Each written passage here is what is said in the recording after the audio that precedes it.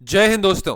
आप सबका आज की एडिटोरियल की डिस्कशन में बहुत ज़्यादा स्वागत है। दोस्तों आज है 19 नवंबर सैटरडे और दोस्तों आज तीन इंपॉर्टेंट इश्यूज को हम डिस्कस करेंगे। एक आर्टिकल ये इंडियन एक्सप्रेस में आया था कुछ दिन पहले, प्रताप भानु मेहता जी का आर्टिकल है ये। ब्लूम वर्सेस ग्लूम की यहाँ पे बात करी गई है। इंडियन इकोनॉमी की यहाँ पे बात करें तो मॉर्गन स्टेनली का कहना है कि बाय 2027 हम थर्ड लार्जेस्ट इकोनॉमी होंगे। तो ये बहुत अच्छी बात है, लेकिन रियलिटी क्या है? तो कुछ रियलिटी वर्सेस एक्सपेक्टेशंस की यहाँ पे बातचीत करेंगे। देन एक आर्टिकल हिंदू में आज आया है, new doctrine for Indian air force, इसको हम डिस्कस करेंगे। गवर्नर को लेके भी एक आर्टिकल दोस्तों आज हिंदू में आया था, लेकिन गवर्नर को लेके ऑलरेडी हमने इन द पास्ट काफ़ी कवरेज करी है, तो मुझे फिर वो आर्टिकल कवर करना रेलिवेंट नहीं लगा, क्योंकि ऑलरेडी बहुत सारे हमने इश्यूज रिलेटेड टू गवर्नर पहले डिस्कस करे हुए हैं। देन एक आर्टिकल हम हिंदुस्तान टाइम्स में से डिस्कस करेंगे। अब यहाँ पे भी बात करी जा रही है ambitious agenda as far as the G20 summit is concern.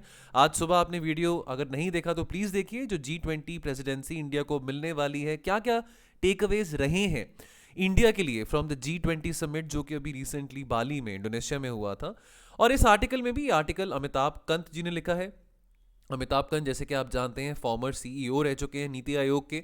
तो देखते हैं कि उनका क्या कहना है, आने वाले टाइम में इंडिया कैसे डेवलपमेंट एजेंडा को प्रमोट कर सकता है जो इंडिया अब इस समिट से लेके जा रहा है, बिकॉज इंडिया के पास प्रेसिडेंसी है नेक्स्ट G20 की। एंड दोस्तों question of the day will be towards the end of the video. Now Bloom versus gloom. देखिए अभी यहाँ पे मॉर्गन स्टैनली की जो रिपोर्ट है, ये तो मॉर्गन स्टैनली जैसे कि आप जानते होंगे leading financial advisory service company है, वॉल स्ट्रीट मेजर कंपनी है। अब ठीक है, यहाँ पे कुछ आंकड़े आए हैं, जैसे अब उन्होंने बोला है कि India set to surpass Japan Germany to become the third largest economy by 2027। ठीक है, लेकिन दोस्तों यहाँ पे आंकड़े हमारे पास CMIE के द्वारा भी आते हैं, जो हमको हमारी जो अपनी सरकारी एजेंसीज के द्वारा जो डेटा हमारे सामने आता है, वहाँ पे तो ये दिखाया जाता है कि बेरोजगारी बहुत बढ़ रही है। देखिए अब अगेन आर्टिकल में हर किसी का अपना ओपिनियन होता है, किसी का ओपिनियन थोड़ा पेसिमिस्टिक हो सकता है, किसी का ओपिनियन थोड़ा ऑप्टिमिस्टिक हो सकता है, लेकिन ये बात जरूर सोचने वाली है कि हम तो चाहेंगे कि हमारी इकोनॉमी डबल हो, हमारी GDP डबल हो, लेकिन यहाँ पे आंकड़े क्या बताते हैं कि हमारी बेरोजगारी भी बहुत बढ़ रही है। ठीक है, और इनफैक्ट ये बात मॉर्गन स्टैनली ने ये भी कहा है कि दैट हम थर्ड लार्जेस्ट स्टॉक मार्केट बनेंगे ऑफ द वर्ल्ड बाय 2030। यहाँ पे और जो बातें करी गई हैं मॉर्गन स्टैनली की रिपोर्ट में कि कंज्यूमर्स जो हैं they will be having more disposable income, यानी कि पर कैपिटा इनकम बढ़ेगा, परचेजिंग पावर लोगों की बढ़ेगी। हमारी जो GDP है जो अभी टू ट्रिलियन डॉलर्स के आसपास की है, वो लगभग 5 ट्रिलियन डॉलर्स के आसपास होगी by 2029-2030। Right, so all this is very good. लेकिन जब डेटा की बात आती है, देखिए लेकिन कुछ बातों को प्रूव करने के लिए प्रताप भानु मेहता का ये कहना है कि डेटा सफिशिएंट नहीं है। अब सरकारी डेटा जो हमारे सामने आता है वो थोड़ा हमको पेसिमिस्टिक होने में थोड़ा मजबूर करता है, लेकिन जो रिपोर्ट्स आती हैं, हालांकि बहुत रेयर होता है दोस्तों कि कोई ऐसी रिपोर्ट भारत के बारे आए, खास करके वेस्टर्न मीडिया के द्वारा या किसी वेस्टर्न ऑर्गेनाइजेशन के द्वारा, क्योंकि अक्सर हम ये कहते हैं कि हमको हमेशा बहुत बुरी लाइट में पोर्ट्रे किया जाता है, खास करके वेस्टर्न मीडिया के द्वारा। तो लेकिन ये अच्छी बात है कि मॉर्गन स्टैनली हमको एक अच्छे लाइट में पोर्ट्रे कर रहे हैं। राइट, लेकिन देखिए अब बहुत सारे हमने शॉक्स देखे हैं अपनी इकोनॉमी में, चाहे वो नोटबंदी के बाद हो, चाहे वो GST के बाद हो, चाहे वो पैंडमिक के बाद हो। हम ये कहते रहते हैं कि हमारी इकोनॉमी में स्ट्रक्चरल प्रॉब्लम्स हैं, आई मीन स्ट्रक्चरल चेंजेस हैं जो हमको करने बहुत ज़रूरी हैं। लेकिन ठीक है, टाइम के साथ साथ जो हालात हैं वो बदलते हैं। सवाल यहाँ पे ये आता है कि क्या आने वाले 4 साल में हम अगर थर्ड लार्जेस्ट इकोनॉमी बनने भी वाले हैं, तो क्या हमारी जो फैक्टर्स हैं, जो मैक्रो इकोनॉमिक फैक्टर्स हैं, क्या वो फेवरेबल हैं जो हमको यहाँ तक लेके जाएंगे? Definitely as far as infrastructure is concern, so we have much better build roads, highways, rail infrastructure, बहुत हमने सिग्निफिकेंट इंप्रूवमेंट करा है अपने इंफ्रास्ट्रक्चर में। इनफैक्ट हमने अपने डिजिटल इंफ्रास्ट्रक्चर में, डिजिटाइजेशन में भी बहुत इंप्रूवमेंट करा है। Well, companies from America, companies from the European union, वो बहुत सारा काम यहाँ पे आउटसोर्स करते हैं। इनफैक्ट यहाँ पे हमारा एडवांटेज क्या है, दैट हमारे पास एक लार्ज इंग्लिश स्पीकिंग पॉपुलेशन है और जो कि कम कॉस्ट में भी काम करने को तैयार है। अब यही नहीं, लेकिन हमारी यहाँ की जो कंपनीज हैं, चाहे वो HCL हो, चाहे वो विप्रो है, चाहे वो इन्फोसिस है, TCS है, वो वहाँ पे जॉब क्रिएटर्स भी बन रहे हैं, फॉरेन कंट्रीज में जाके बहुत सारे लोगों को हायर भी कर रहे हैं, एम्प्लॉयमेंट भी दे रहे हैं। और आने वाले समय में डेफिनेटली जो ऑफशोरिंग बिजनेस है टू इंडिया, ये और बढ़ेगा। एनर्जी ट्रांजिशन की बात करें तो अक्सर कहा जाता है कि इंडिया की जो तकदीर है, इकोनॉमिक परफॉर्मेंस है, ये this has been tied to the price of oil, और ऑयल की जो प्राइस है ये बहुत वोलेटाइल है ना। अब हम नहीं चाहेंगे कि आने वाले टाइम में हम ऑयल रन कार्स ड्राइव करें, पेट्रोल या डीजल ड्रिवन कार्स हम ड्राइव करें। अब ऑप्टिमिस्ट जो है वो ये भी कह रहे हैं दैट हम बहुत मेजर इंप्रूवमेंट करेंगे, बहुत मेजर ट्रांजिशन लेके आएंगे अपनी ग्रीन एनर्जी टारगेट्स में, और इसके चलते भारत सेल्फ सफिशिएंट बनेगा, कॉम्पिटिटिव बनेगा। इलेक्ट्रिक गाड़ियां हम देखेंगे, इलेक्ट्रिक गाड़ियों की प्राइस तो ऑलमोस्ट सेम ही रहेगी जितनी गाड़ियां आज हम देखते हैं जो सड़कों पे चल रही होती हैं, लेकिन रनिंग कॉस्ट जो है इलेक्ट्रिक गाड़ियों की वो थोड़ी कम होती है। ठीक है ना। अब लेकिन यहाँ पे इफ्स एंड बट्स की बात आ जाती है, ठीक है, कंडीशंस की बात आ जाती है। तो टाइम देखा जाए तो सिर्फ 6-7 साल का रह गया है, लेकिन इतनी जल्दी कैसे होगा? यहाँ पे प्रताप भानु मेहता ऑप्टिमिस्टिक तो है इंडिया की इकोनॉमिक रिकवरी को लेके, लेकिन थोड़ा सा यहाँ पे एक डाउट भी रेज कर रहे हैं कि क्या इतनी जल्दी ये काम हो पाएगा कि नहीं हो पाएगा। As far as manufacturing is concern, एक बात जो यहाँ पे समझने वाली वो ये है, देखिए प्रोडक्शन लिंक्ड इंसेंटिव स्कीम्स जो है ना, अब जैसे बहुत ना इम्पेटस दिया गया है सेमीकंडक्टर्स पे, है ना, ऐसे सेक्टर्स पे बहुत ज़्यादा इम्पेटस दिया गया है जहाँ पे इंडिया का कंपेटिटिव एडवांटेज बहुत कम है। लेकिन एक और पहलू यहाँ पे सोचने वाला ये है कि क्या ये जो सेक्टर्स हैं जहाँ पे परफॉर्मेंस लिंक्ड इंसेंटिव स्कीम्स के अंदर जो रखा गया है, क्या यहाँ पे ज़्यादा मास जॉब क्रिएशन हो सकता है कि नहीं हो सकता?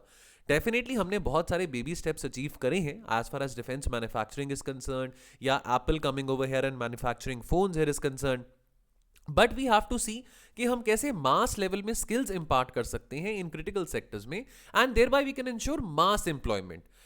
वेल, ह्यूमन कैपिटल, अभी देखिए हमारे पास लेवरेज है आने वाले 25 सालों में, that we have this demographic leverage in favour of अस।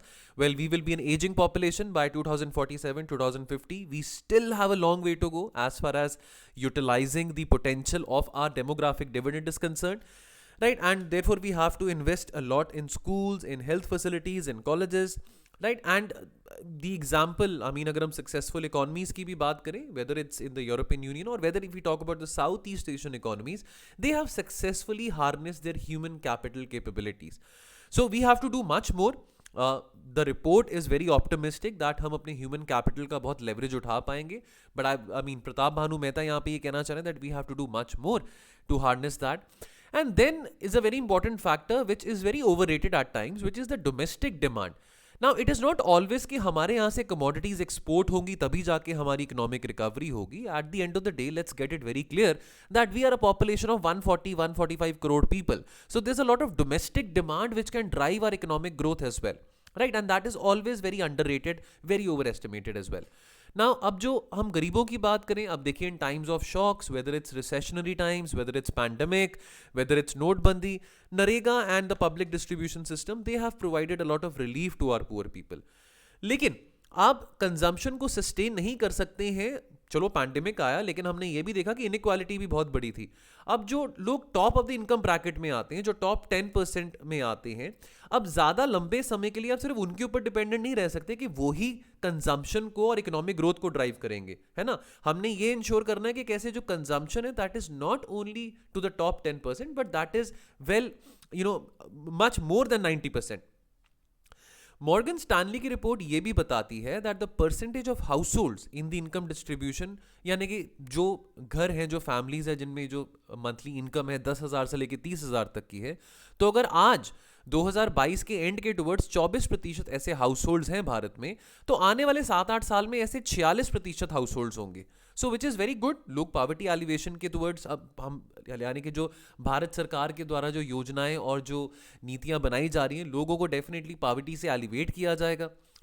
और देखिए अगर हम बात करें जो टाइम था 2004 से लेके 2011 के बीच का, अब जहां पे हमने सक्सेसिवली 8% से ज़्यादा इकोनॉमिक ग्रोथ देखी थी, वहाँ पे कंजम्पशन बूम में एग्रीकल्चर ग्रोथ ने भी बहुत ज़्यादा इंपॉर्टेंट रोल प्ले किया था। क्या ये फिर से हो सकता है? हम अक्सर बात करते हैं कि हमारा एग्रीकल्चर सेक्टर, देखिए कितनी ज़्यादा आबादी जो है हमारी, more than 50% of the population वो इंगेज्ड है एग्रीकल्चर में, लेकिन प्रोडक्टिविटी एग्रीकल्चर में इतनी नहीं है। हमारा टारगेट था कि 2022 तक हमने किसानों की जो इनकम है उसको डबल करना है, लेकिन वो नहीं कर पाए हैं।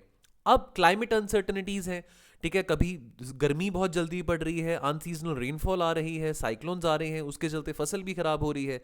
क्या हम इस सब के चलते एग्रीकल्चर ग्रोथ देख पाएंगे और क्या हम फार्मर्स की इनकम को ऑगमेंट कर पाएंगे? और यहाँ पे ये भी सोचने वाली बात है, अगेन यहाँ पे व्यूज हैं, हम व्यूज डिस्कस कर रहे हैं। प्रताप भानु मेहता ये कहते हैं कि क्या ज़्यादा अगर हम एक्सपैंड करेंगे पब्लिक एम्प्लॉयमेंट में, अगर हम पब्लिक, जैसे पीछे आंकड़ा था कि 10 लाख लोगों को नौकरी देनी है पब्लिक सेक्टर में, क्या उससे फ़ायदा होने वाला है? अब देखिए यहाँ पे अब बात आती है जियोपॉलिटिकल ऑप्टिमिज्म की।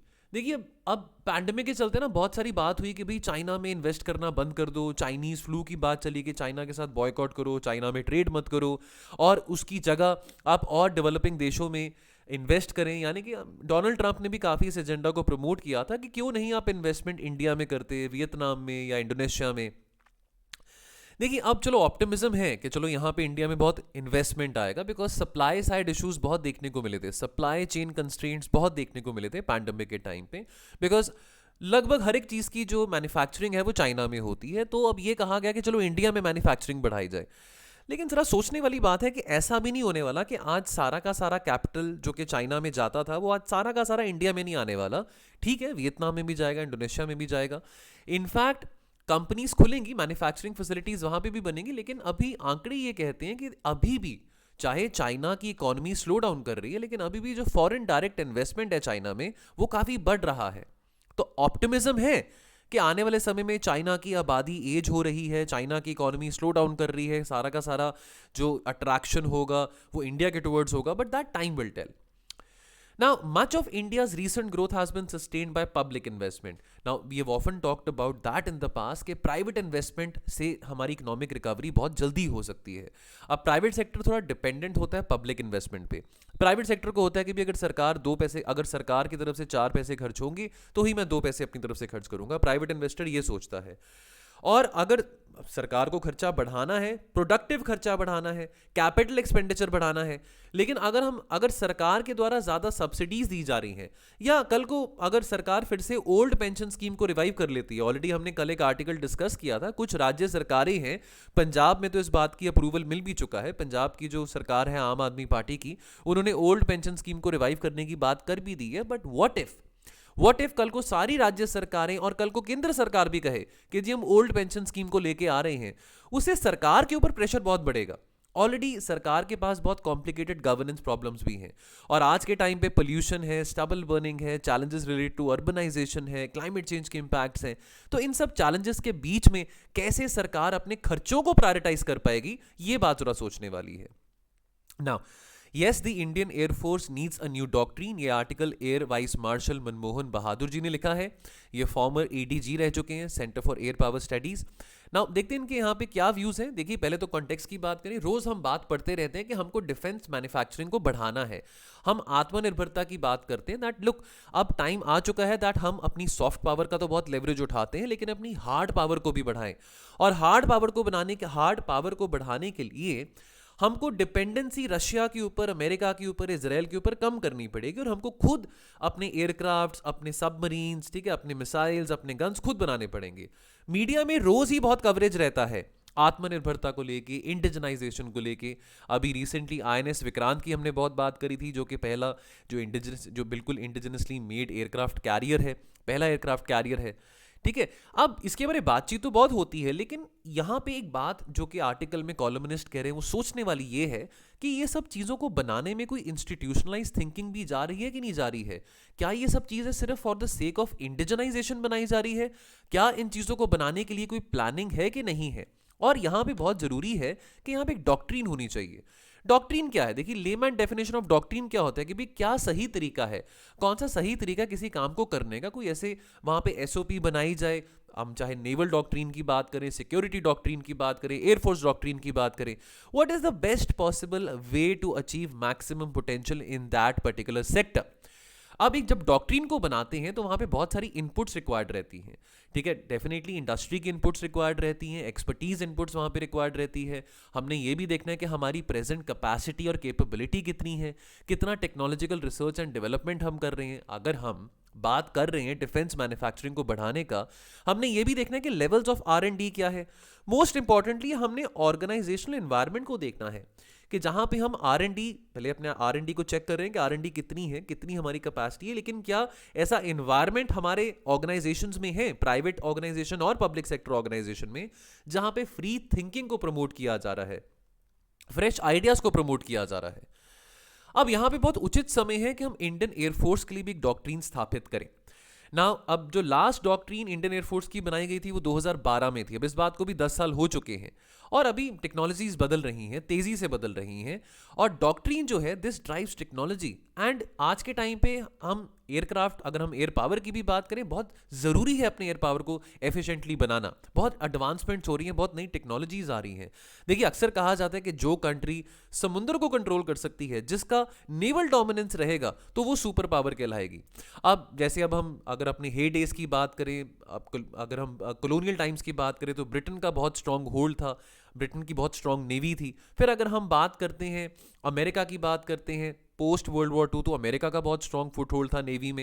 And then of course I mean अब आज के टाइम पे चाइना का जो फुटप्रिंट है नेवी में बहुत बढ़ रहा है। इंडो पैसिफिक की बात हम बार बार करते हैं, लेकिन हम एयर पावर को इग्नोर नहीं कर सकते हैं।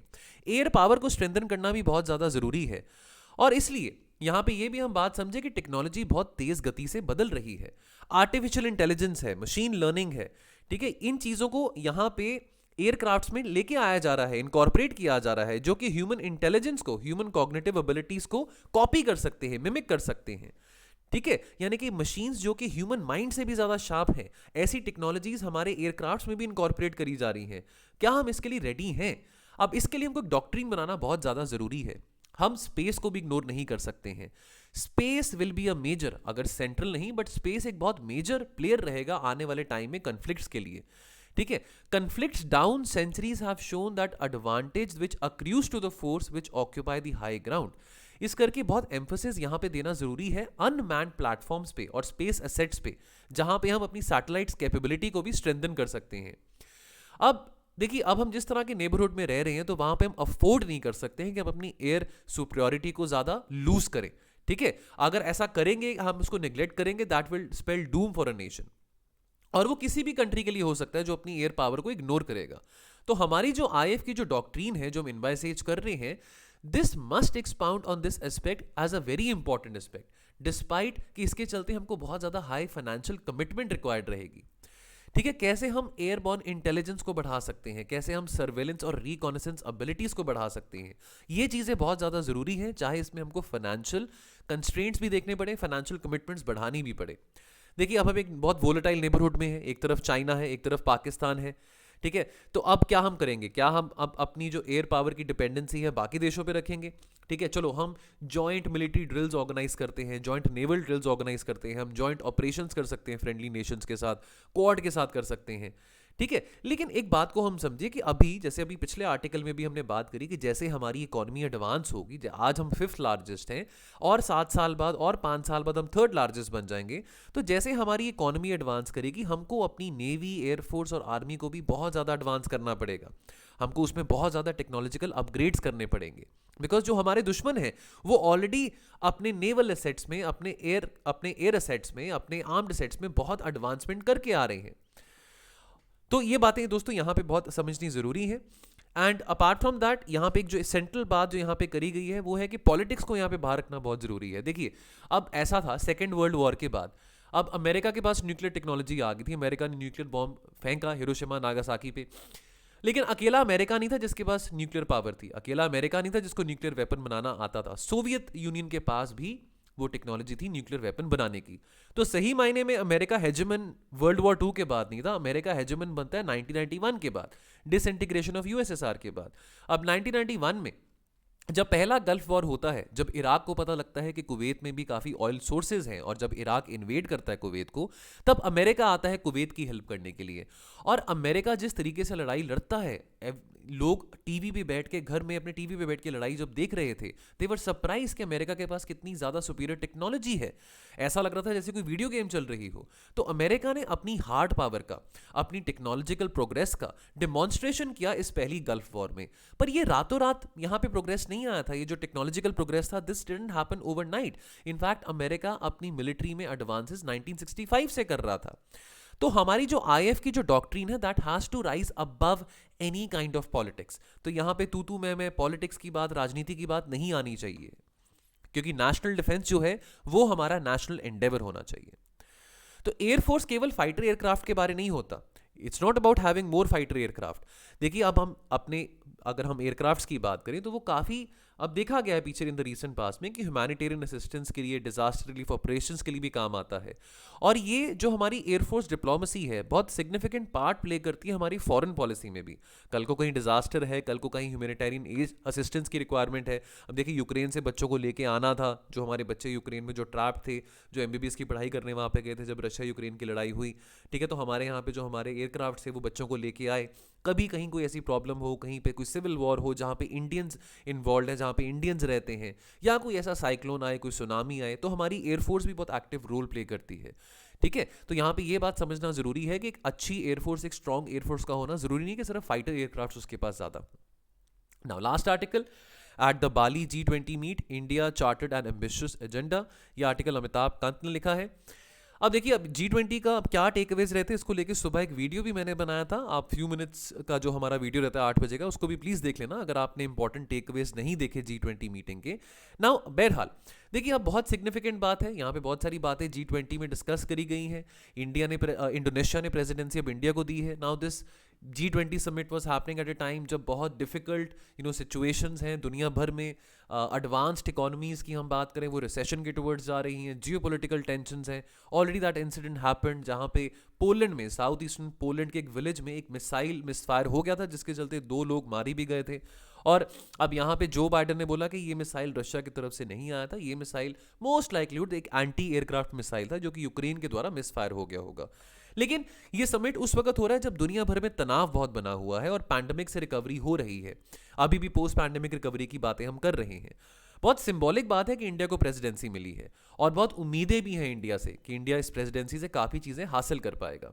और मोदी जी एक बात बार बार कह रहे हैं कि हम अपने इस प्रेसिडेंसी को यहाँ पे एक मौका रखना चाहते हैं कि कैसे हम इस एजेंडा को आने वाले 1 साल में अपने जो हमारे प्रायोरिटीज़ हैं उसको एम्बिशियस, इंक्लूसिव और रीजनरेटिव बना सकें।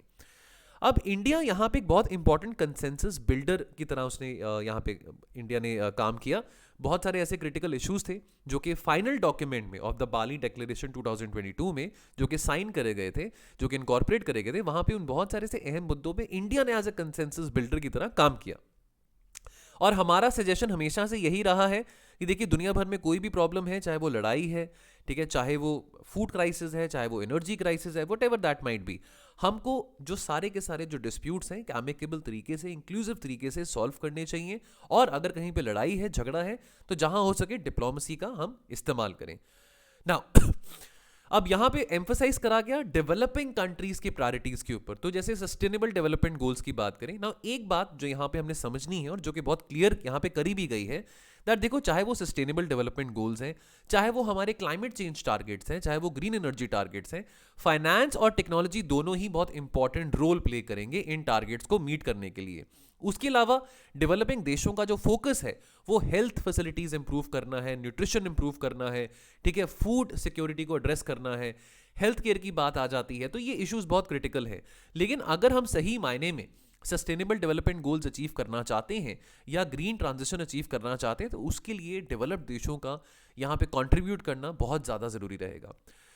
तो हम यहाँ पे फूड एंड एनर्जी क्राइसिस की बात करें तो they need an immediate focus. यहाँ पे भारत, मोदी जी ने बहुत गौरव के साथ यहाँ पे बात कही दैट देखो, हमने ये कर दिखाया, हमारे यहाँ पे गरीबी बहुत है, लेकिन पैंडेमिक के चलते हमने कोशिश करी कि प्रधानमंत्री गरीब कल्याण अन्न योजना के चलते कोई भी इंसान भूखा ना मरे, कि जो हम बेसिक नेसेसिटीज़ है, जो बेसिक कमोडिटीज़ है, वीट है, राइस है, वो हम फ्री ऑफ कॉस्ट प्रोवाइड कर रहे थे अपने लोगों को। इनफैक्ट जहां पे फूड एंड एनर्जी क्राइसिस की बात आती है, देखिए यूएन है, यूएन भी इस क्राइसिस को रिजॉल्व नहीं कर पाया। यूएन जो कि अपने आप को world government, so called world government कहलाता है, तो यूएन भी सक्षम नहीं हो पाया ऐसे क्राइसिस को रिजॉल्व करने के लिए। अब यहाँ पे मौका इंडिया के पास है कि जो जो अचीवमेंट्स इंडिया की रही हैं पैंडेमिक के टाइम पे as far as addressing the food crisis is concern, कैसे वो इंडिया इन बातों को और प्रोपोगेट करके और स्प्रेड करके डेवलपिंग देशों को कैसे इंस्पायर कर सकता है। देन डिजिटाइजेशन की बात आती है तो देखिए, हमने अपने डिजिटाइजेशन के एग्जाम्पल को यहाँ पे बहुत हमने एम्फोसाइज करा, चाहे वो हम यूपीआईज की बात करें। देखो, अब नोटबंदी को लेके अब कहते हैं कि जी इकोनॉमिक कॉन्ट्रैक्शन हुआ, इकोनॉमिक स्लो डाउन हुआ, एकदम से डिजिटाइजेशन के चलते लोग इतना ज़्यादा भी इंकरेजिंग नहीं थे कि डिजिटल पेमेंट्स कैसे करेंगे। पर आज यकीन मानिए आज लोग बहुत ज़्यादा कम कैश का उपयोग करते हैं। ठीक है, आज के टाइम पे ज़्यादातर जो पेमेंट्स करी जाती हैं वो यूपीआई के द्वारा की जाती है। इवन अगर आप चाय भी पीने जाते हो तो वहाँ पे भी आप यूपीआई के द्वारा, पेटीएम यूपीआई के द्वारा आप चाय वाले को भी पैसे दे सकते हैं। तो ये चेंजेस हम लेके आए हैं। हमने अपनी इकॉनमी को और ट्रांसपेरेंट करने की कोशिश करी है, पेमेंट इंफ्रास्ट्रक्चर को और ट्रांसपेरेंट बनाने की कोशिश करी है, क्लीन करने की कोशिश करी है। या अगर हम बात करें आरोग्य सेतु ऐप के बारे, कोविन प्लेटफॉर्म के बारे, जनधन, जाम ट्रिनिटी की बात करें जहां पे हमने जाम ट्रिनिटी के चलते फाइनेंशियल इंक्लूजन टारगेट किया था।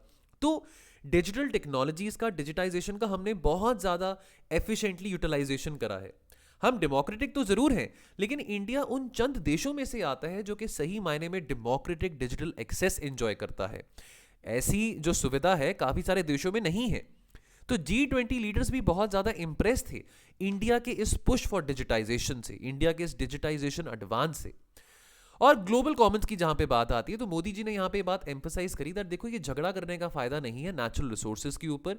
देखिए अब नेचुरल रिसोर्सेज है, आपकी ग्रीड है कि आप नेचुरल रिसोर्सेज को एक्सप्लॉइट करके डेवलप्ड होना चाहते हैं, लेकिन उससे नुकसान तो कुदरत को ही है, नुकसान तो दुनिया को ही है। और हमारी जिम्मेवारी है कि हमने नेचुरल रिसोर्सेज को, चाहे वो पानी है, चाहे वो पेड़ पौधे हैं, कि हमने उसको प्रोटेक्ट करना है, कंजर्व करना है। और क्यों ना हम अपने लाइफस्टाइल को बदलें, अपने लाइफस्टाइल को बदलें, साधारण चीज़ें कंज्यूम करें, ज़्यादा एक्स्ट्रावेगेंट चीज़ें ना कंज्यूम करें। ठीक है, अपनी नेसेसिटीज़ को कम करें। ठीक है, वैसे भी पैंडेमिक के चलते हमको इस बात का अंदाज़ा हुआ है कि एसेंशियल चीज़ें क्या होती हैं लाइफ में, जो कि हमको बहुत ज़रूरी है सर्वाइव करने के लिए, है ना। इस बात से काफ़ी हम सबको रियलाइजेशन हुआ है। तो क्यों ना हम सारे इंडिविजुअल लेवल पे इस लड़ाई को against the climate crisis democratise करें, अपने लाइफस्टाइल को बदल के, अपने लाइफस्टाइल को थोड़ा सिंपल बना के। और डेफिनेटली आने वाले टाइम में डेवलपमेंट जो है, इस बात पे एम्फसाइज किया गया था कि इंक्लूसिव होनी चाहिए और यूनिवर्सल होनी चाहिए, कि development should not be concentrated only to a certain set of developing countries, but that should be very holistic. और यहाँ पे बहुत इंपॉर्टेंट बात, जो पार्टिसिपेशन ऑफ वुमेन है, जेंडर एम्पावरमेंट की बात करें, वुमेन एम्पावरमेंट की बात करें, ये बहुत क्रूशल है as far as achieving the global development goals is concern. तो क्वेश्चन ऑफ द डे दोस्तों क्या बनता है, G20 presidency for India brings its own set of challenges yet promising opportunities। क्या आप इस बात से सहमत हैं? तो आप 250 शब्दों में बताइए अगर आप इस बात से एग्री करते हैं, क्या ओपिनियंस हैं आपके। आप इस आंसर को हमारे टेलीग्राम ग्रुप में पोस्ट कर सकते हैं, editorials with mains answer writing. So दोस्तों अगर आप इस चैनल का हिस्सा बनना चाहते हैं तो आपने क्या करना है, अभी आप वीडियो देख रहे हैं तो डिस्क्रिप्शन बॉक्स में आप जाएंगे तो वहां पे आपको ये लिंक दिखाई देगा, और इस लिंक को आप क्लिक करेंगे तो आपको हमारे चैनल के टुवर्ड्स रीडायरेक्ट किया जाएगा। यहाँ पे बेस्ट आंसर और मॉडल आंसर दोनों ही शाम को 6 बजे पिन किया जाता है। कल वाले क्वेश्चन का कोई भी बेस्ट आंसर नहीं है, मनमीत मैम रिव्यू कर रहे थे, आई थिंक जो डिमांड ऑफ द क्वेश्चन है वो बच्चे नहीं समझ पाए हैं और इस करके वो आंसर कर रहे हैं जो कि उनको आता है, जो क्वेश्चन में पूछा गया उसको एड्रेस नहीं करा जा रहा। तो एक बार मॉडल आंसर जब हम इसका पिन करेंगे, आप प्लीज इसका आंसर पढ़ के आप इसको क्वेश्चन को फिर से अटेम्प्ट करना। एंड जाने से पहले दोस्तों बस मैं यही आपको बताना चाहता हूं कि असंभव को संभव करेगा हमारा प्रीलिम्स का क्रैश कोर्स। ये 5 महीने का क्रैश कोर्स चलेगा। 28 नवंबर 2022 से शुरू हो रहा है ये क्रैश कोर्स और 30 अप्रैल 2023 तक ये क्रैश कोर्स रहेगा। यहाँ पे मंडे टू सैटरडे आपको डेली लाइव क्लासेस प्रोवाइडेड रहेंगी। ये यूट्यूब पे नहीं होगा, ये हमारा पेड मॉड्यूल का एक पार्ट है। अगर आप इसमें जुड़ना चाहते हैं तो आप यहाँ पे हमारे टोल फ्री नंबर पे कॉल करके इस कोर्स के बारे और इन्फॉर्मेशन ले सकते हैं। दोस्तों यहाँ पे डेली लाइव क्लासेस के अलावा यहाँ पे आपके स्टैटिक कंसेप्ट्स और करंट अफेयर्स दोनों बहुत कॉम्प्रिहेंसिवली कवर किए जाएंगे। तो करंट अफेयर्स जनवरी 2022 से लेकर अप्रैल 2023 तक, और अलॉन्ग विद दैट बहुत इंपॉर्टेंट स्टैटिक कंसेप्ट्स होते हैं, एनवायरमेंट में हो गया, इकोनॉमिक्स में हो गया, पॉलिटी में हो गया, ज्योग्राफी में हो गया, हिस्ट्री में हो गया, जो कि बहुत सिग्निफिकेंट होते हैं, क्योंकि हम सिर्फ करंट अफेयर्स की तैयारी करके प्री नहीं देने जा सकते। हमको स्टैटिक अपना कंसेप्ट्स भी स्ट्रेंथन करना, पॉलिश करना बहुत जरूरी है। 4000 से ज्यादा एमसीक्यूज आपको यहाँ पे सॉल्व करने को मिलेंगे एंड साथ में यहाँ पे 8 फुल लेंथ टेस्ट भी रहेंगे। और सबसे बोनस वाली बात कि यहाँ पे CSAT की क्लासेस भी आपको प्रोवाइडेड रहेंगी। सो दोस्तों आप यहाँ पे कूपन कोड संभव अगर यूज करते हैं इसको अवेल करने के लिए, कोर्स को लेने के लिए, तो आपको 10% ऑफ मिलेगा और आपको ये महज 10,799 का कोर्स पड़ेगा। ये कूपन कोड वैलिड है 30 नवंबर तक। चलिए सो दोस्तों आज की डिस्कशन में इतना ही रहेगा, मिलेंगे हम मंडे को और डिस्कशन के साथ। आप अपना ध्यान रखें और पढ़ते रहें। थैंक यू सो मच, जय हिंद।